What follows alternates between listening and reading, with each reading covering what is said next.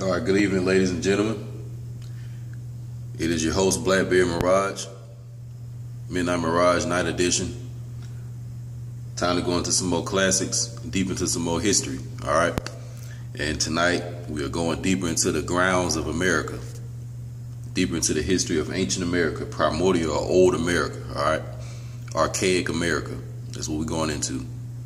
But tonight, we're going to mix it up a little bit and include a certain history that, that I have kind of hinted on towards, but now we're going to open it up a little bit more because this is more direct to home, and I think it can help you out a lot better with understanding more of it, maybe your direct ancestry, and who some more of your direct ancestors may have been.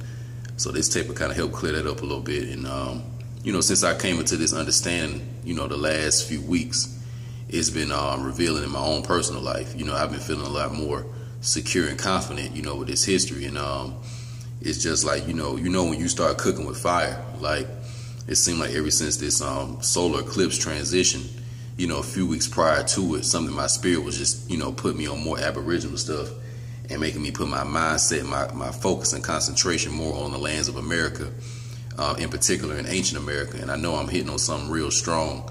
So, we all kind of experiencing this thing at the same time, and it's a good thing, So today's tape is going to add to it. We got a lot of information, a whole lot of information. But we're going to talk about the ancient Hebrews in America, or the American Hebrew Aborigines, all right? So how do the Hebrew Aborigines connect to the quote-unquote Native Americans? That's one thing we'll be, answering in this tape. What is the difference between Native American and Aboriginal American, all right? Because we hear that quite often. Really, a lot of these people that you see that are mixed with a European descent, but they are claiming to be Cherokee or Choctaw Indian. Those actually are who they call Native Americans. But these copper-colored, bronze-colored, mahogany-colored people that we're going into right now, these will be the Aboriginals, all right? Another thing, what is our real ancestry? More than likely of quote-unquote black people, all right, the million-dollar question. So today we'll also get to clear up, the possibilities of who are the ancestors of modern-day quote-unquote African Americans or Negroes, because these are a lot of names that were put on us to, misclassify us, and it cause a lot of confusion. But we're going to look into who more than likely are our real ancestors. So we're also going to talk about the first American civilizations, kingdoms, and empires, and what languages did we probably speak prior to colonialism, because they tell you that during colonialism, when the different European, nations came in and started, their colonial processes, that they forced a lot of Aborigines to get rid of their cultures and heritage and languages. So we're going to also look into some of the old ancient languages. And a lot of this is going to be, a lot of the basis for our conclusions that we're going to make at the end of the tape is going to be based on archaeological artifacts, all right? So the evidence is coming from archaeology, all right? So we're not dealing with anything but archaeology. So that means that things that were found on the lands of America, and they may have dated some of this stuff. Now, I'm going to be reading a lot, so just kind of keep up with me, all right? We're going to read about different, artifacts and different stellars and different tablets that were found in America, who were the different civilizations and people behind it, and we're going to just go forward, all right? So the first thing, I want to take you to Newark, Ohio. Newark, Ohio. And in Newark, Ohio, they had something called, or found something rather, called the Newark Holy Stone. And this was found under a pyramid or a mound in Ohio, all right? And the writing on it was in ancient Paleo-Hebrew and a modern Hebrew writing. So the first artifact is they found a stone in Newark, Ohio, in Paleo-Hebrew. You hear me use Paleo-Hebrew a lot. That's just basically an ancient form of Hebrew. In the Rio Grande Valley of New Mexico, they found the 10 Commandments. All right, so they found the 10 Commandments in the Rio Grande Valley in New Mexico. The writing, once again, was in ancient Paleo-Hebrew. And they got another one called the Bat Creek Stone that they found in Tennessee, all right, in Loudoun County, Tennessee. Something called the Bat Creek Stone, all right, and the writing on the manuscript on this was Paleo-Hebrew once again. They have another, mound that they found in Ohio. A lot of mounds were found in Ohio. One of them called Miamisburg, and a lot of the artifacts, they were dating around, 1000 BC and 400 AD, all right. The Las Lunas in New Mexico was found in 1973, and it has a manuscript of the Hebrew 10 Commandments on it as well. So most of these things have Hebrew Ten Commandments references on them that they found in America. Right now I'm about to go into a lot of the findings by Barry Fell. It's an author by the name of Barry Fell, and he has a book called America BC and a few other, research information that he has put out to the public. So I'm just going to read a little bit of that. In his new book, The Origins and Empire of Ancient Israel, author historian Stephen M. Collins points out that the lost lunar stone inscription in archaic Hebrew was written in the Hebrew letters of the style of the Moabite stone, dated to about 2000, 1000, 1200 BC. This would place the writing of the stone to the time of the kingdom of ancient Israel under its most affluent and powerful king, Solomon, who reigned from 1014 BC to 974 BC.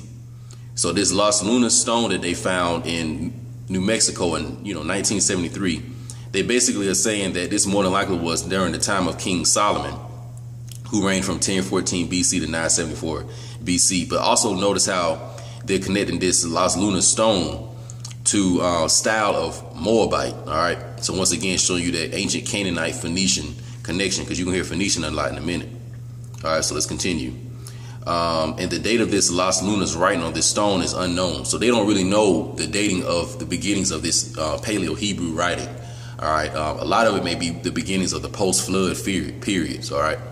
But I don't want to, go off subject. Let's continue. Also during his reign, Israel was in league with other major world powers of the day, including Tyre and the Phoenicians and the nation of Egypt. Solomon married the daughter of the Pharaoh, thus cementing that alliance.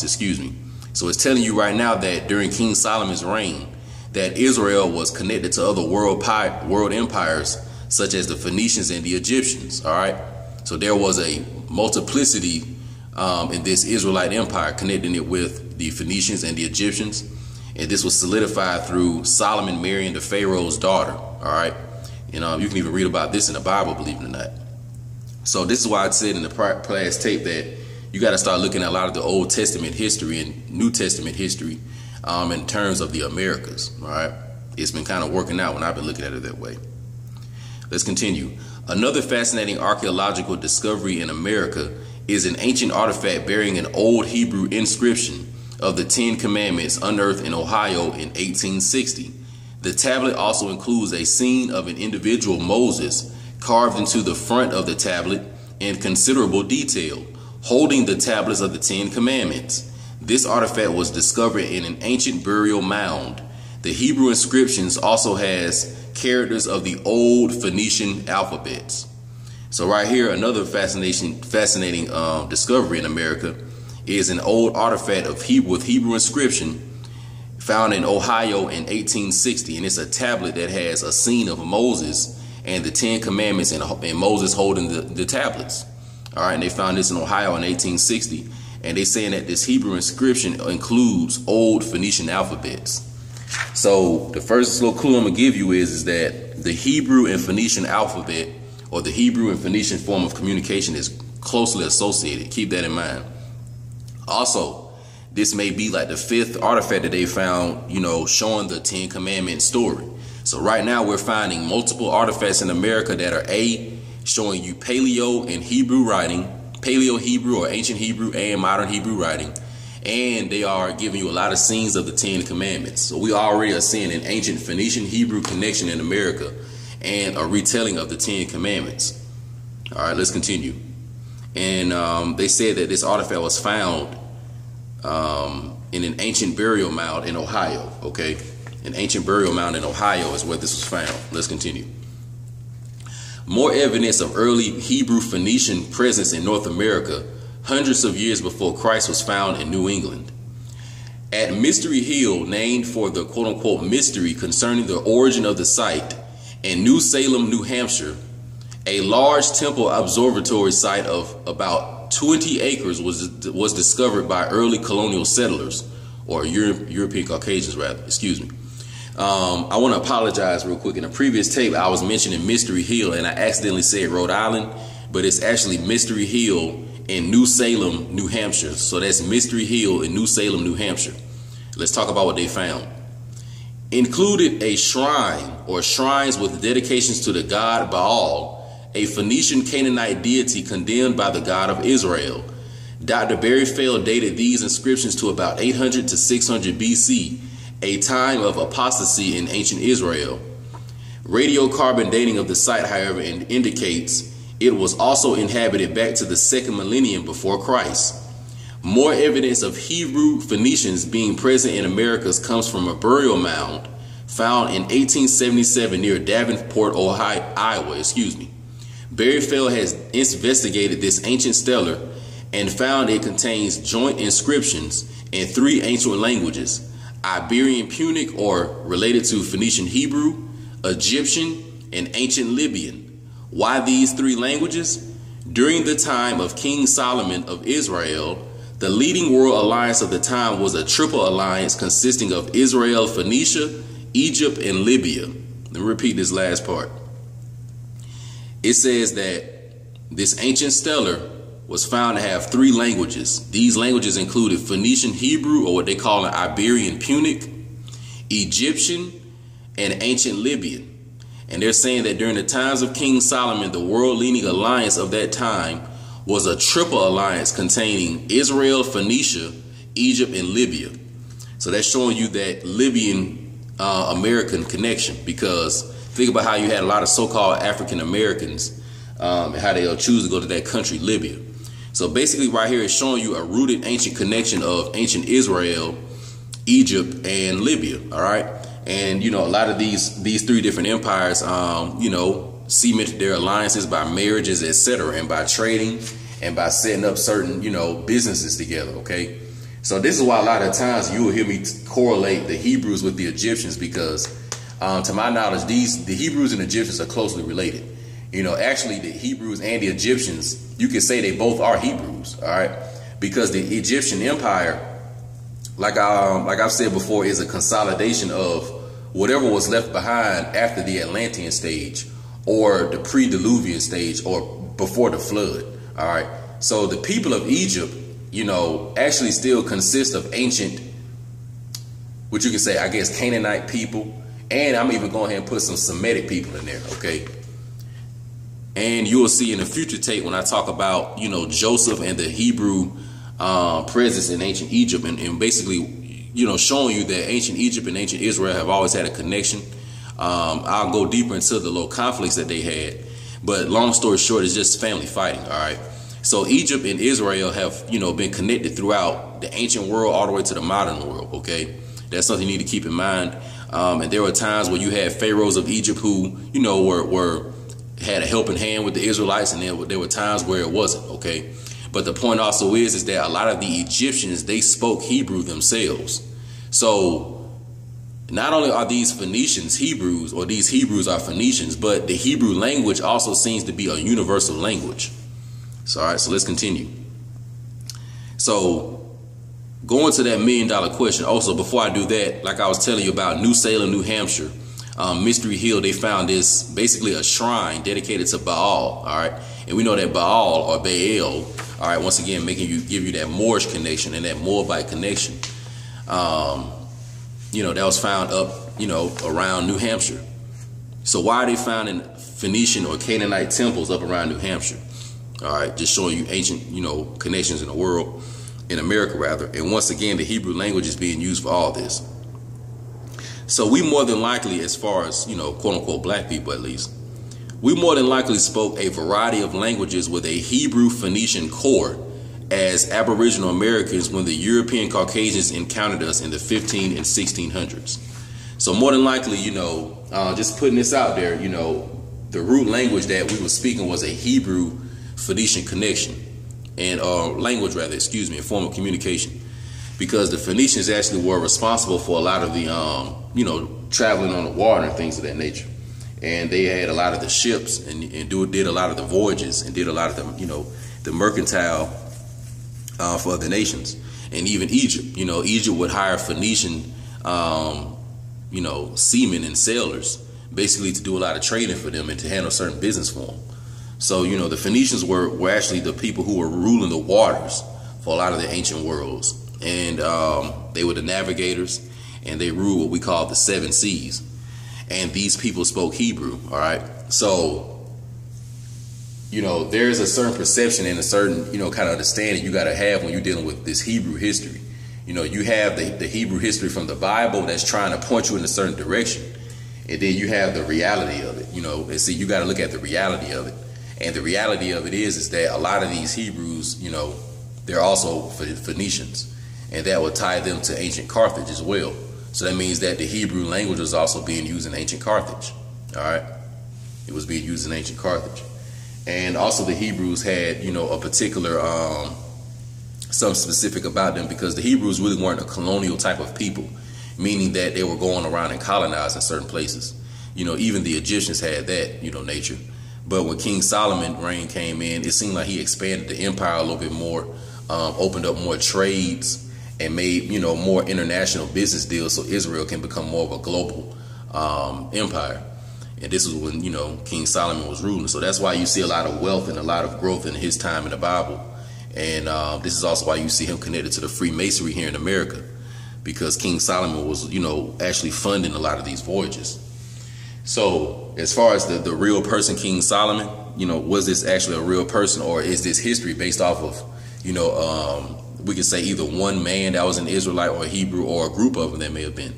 I could say, maybe it's safe to say yes. It's kind of hard to fake a lot of these relics that they found, because the Smithsonian in the United States, through their Freemasonry, they've actually chosen to lie about a lot of this and hide a lot of it. So when you go on the internet looking a lot of this stuff up, it'll tell you that all these things are fake, and then they're also trying to say that a lot of this Paleo Hebrew is a Cherokee language. So that's another one of these tricks that they've used. A lot of the Native American languages, or a lot of the indigenous, American languages, they really are Hebrew, okay? Paleo Hebrew and modern Hebrew. And even when you look at a lot of the so-called Native American names and some of the tribes, they have an Hebrew undertone. Now, here's what I think happened. So they wouldn't make it so obvious when the Catholic Church had their Inquisition here in America, and basically they, killed a lot of the Hebrews and sacked New Jerusalem, which is in America. They chose to change a lot of the Aboriginal names, tribes, and towns to more English sounding Hebrew names. So a lot of these Native American names that you see today, and a lot of the different words that come up in what we call Native American culture, I think they were original Hebrew words, and they just maybe alternated and manipulated the words a little bit to confuse us, but because the root of it would be Hebrew. And it could be obvious if you looked at certain words and you could just tell it's Hebrew. It would be something simple as, you go to a picture of an Aboriginal from Virginia, let's say, but when you look at his name and it's David, but it's written in Hebrew or something like that. So that would easily let the viewer know that, well, more than likely these are Hebrews, because if this man has a Hebrew name, then these people more than likely are Hebrews. So you wouldn't call them Native Americans, you would call them Hebrews. So they had to change that so we wouldn't, link ourselves with the history like we're doing now. And even with a lot of this stuff I'm looking at, it's real tricky, because you got some sources that are telling the truth, and then you have a lot more that are not. So you just got to be careful with this stuff. So let's continue. Ancient America is predominantly ancient Hebrew, ancient Minoan, ancient Egyptian, ancient Phoenician. These would be our more direct ancestry. It seems to be a super primordial archaic Hebrew form of communication that appears to be repetitive, spread throughout North, Central, and South America. It's like I just said, most of these things, when I'm reading Barry Fell's books, and I'm looking at, it's another guy named Frank Joseph, and it's a lot of the documentaries that I'm coming across just the different archaeologists. These people are finding different things from the Minoans and the Cretans here. They find different things from the Egyptians here. They find different things from the Romans here, etc. But what seems to be overwhelming all of them, is this Hebrew-Phoenician. I'm seeing the Hebrew-Phoenician stuff everywhere. And even where I'm seeing a lot of Egyptian stuff pop up, as far as the language on the manuscript, or a lot of the language that they seen used on the cuneiforms, is this Paleo-Hebrew.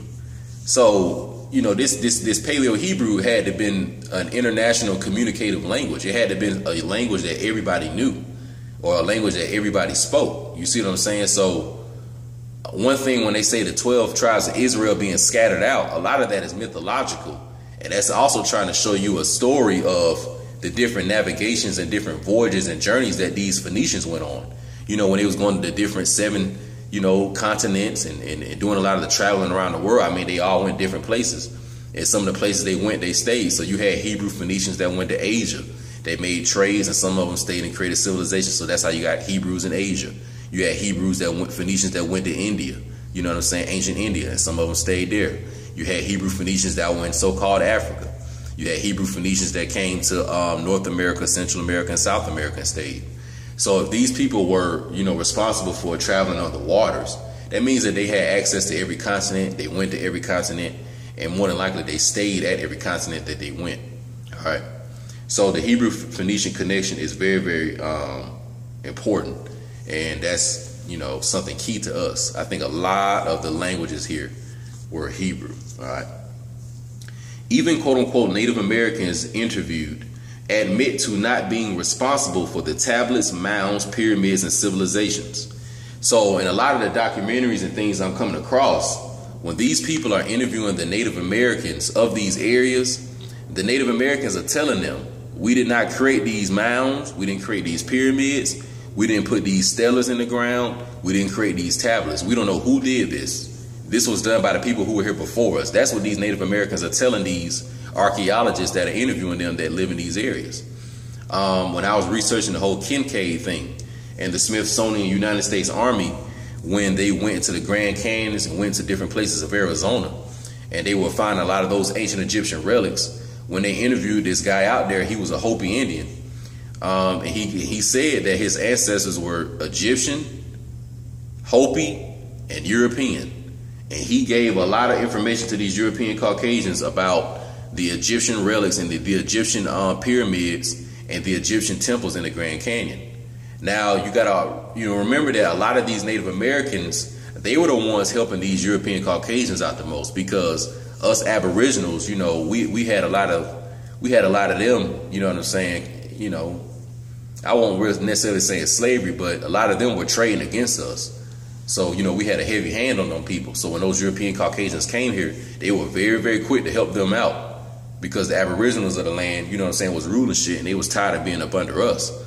And so a lot of them were real quick to convert into Christianity and stuff. And this Hopi Indian, he was actually a Mormon, believe it or not, because this was out in like the areas of Utah. And he helped these people find this stuff. So a lot of these Native Americans, like, they didn't leave these mounds behind. They weren't the ones writing this Paleo-Hebrew. Like, they don't know where any of this stuff came from. To this day, they don't know. And you'll have some of them try to claim and fake that they may be Hebrews or not. But you'll have a lot of them that keep it real and say, we don't know who did this. We didn't create none of these mounds and pyramids. If you talk to the people right now in Peru, they'll tell you that we didn't create these pyramids. If you talk to the people right now in the Yucatan Peninsula, the modern people here, the modern people that are there, they'll tell you that they didn't create those pyramids. They'll tell you that those were these ancient Olmecs. And when they say these ancient Olmecs, once again, a lot of these were these Hebrew-Phoenicians, these Egyptians that had these different voyages and stuff. And, you know, they were the first Aboriginal civilizations of America. All right. So even when they say the Olmecs and the Incas and the Mayans, these people still probably were speaking a little bit of the Hebrew, because when you look them up, they are actually a melanated people, and they look just like we do.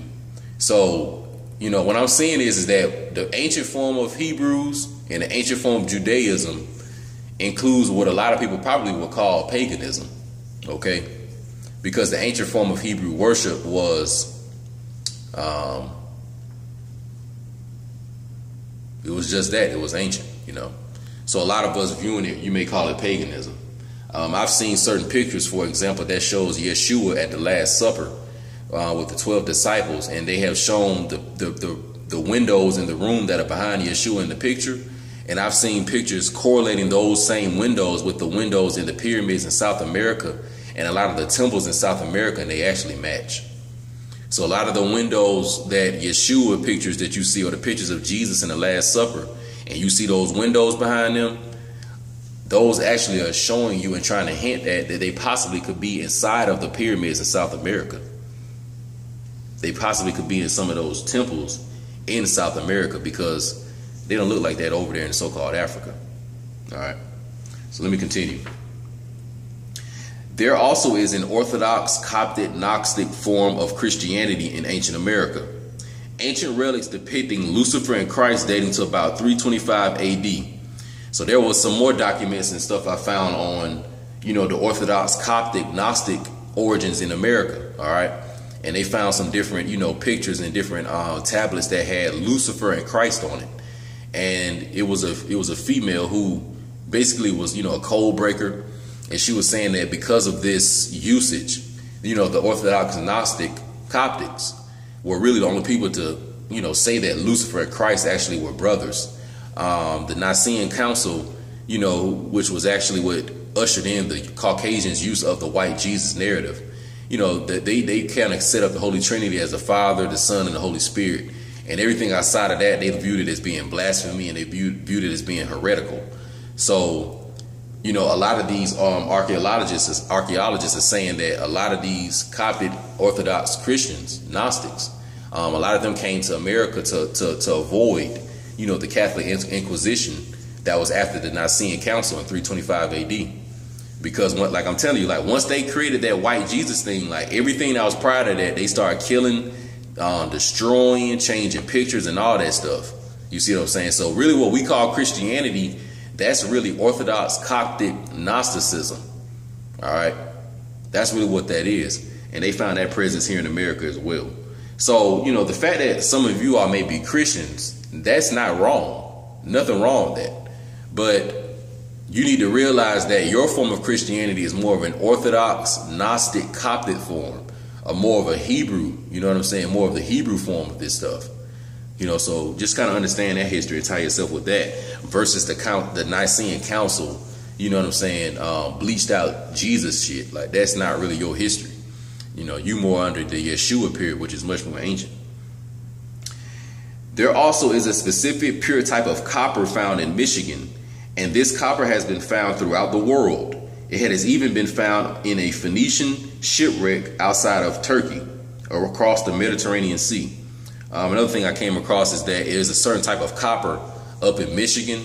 All right. And they say that this is a pure copper that only can be found in Michigan. So this is how they know it's specific. So when they find it in other places of the world, it can be traced to Michigan. And I saw that it was a Phoenician shipwreck outside of Turkey. And they found some of this copper on that ship. So it's showing you that these Phoenicians were here in America. And some of them even went back over across the Mediterranean, probably to transport copper and other goods that they got here.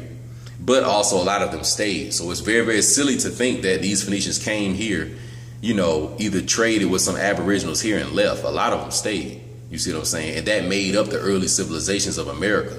So there were really no Aboriginal people here probably before a lot of these Hebrews, Phoenicians, Egyptians, etc. They more than likely were a lot of the first people in this civilization, or in the lands of America, rather. All right. We talking about super ancient times. A lot of these tablets, they dating them to about, 1200 BC, etc. But me personally, I've come across things that show there was an ancient American presence here in 50,000, 75,000, 25, 30,000, 40,000 BC. Okay. So once again, this presence is much, much older than just, the early BCs. All right. So, okay. Over 3,000 artifacts were found by archaeologists in Michigan. They are currently being held by Michigan State archaeologists. All right. Also, there's a guy named Matthew North. All right. And he has a lot of information on ancient America. It's a guy named Matthew North. You can either Google him or YouTube him, but it's a guy named Matthew North. He got a lot of good information on ancient America. You know what I'm saying? I saw some little documentaries he put out. And his family actually, or his grandfather rather, was an archaeologist and was included in a lot of these different findings in Michigan. So, he just kind of continued the family legacy of, archaeology and, continue putting out information about ancient America. Let me continue. It's okay. So a lot of other ancient monoliths also were aligned with the moon instead of the sun. So to wrap it up, it's an 85 to 95% chance we are the sons and daughters of the ancient American Hebrew Aborigines, Hebrew-speaking Aboriginal Americans, or Hebrew-Phoenician-speaking Aboriginal Americans, which would link us to ancient Rome and ancient Carthage. All right. So you guys and you gals' ancestors more than likely at the root at least, are Aboriginal ancient Hebrews, all right? And the language they spoke was a Phoenician Hebrew language. The reason why it was a Phoenician Hebrew language is because the Phoenicians were the sailors and they was doing the most traveling. So, you know, the language that they spoke probably became more the predominant language that was needed to communicate. And then eventually the Hebrews, or the Israelites rather, you know, made an alliance with the Egyptians. And then these families started, coming together rather. So the so-called African American, the so-called black person today, you know, really is a mixture of these Hebrew Phoenicians and more than likely these Egyptians. All right. And even these Egyptians themselves are rooted at, you know, being Hebrews, I want to say. So let me continue. So, you know, a Hebrew Phoenician speaking Moorish Aboriginal American person. All right. And once again, me saying Hebrew, that's Phoenician. So when we're saying Moor or Moorish, we meaning melanated, copper colored, you know, bronze colored, golden skin complexion person, all right, or what y'all call so-called black.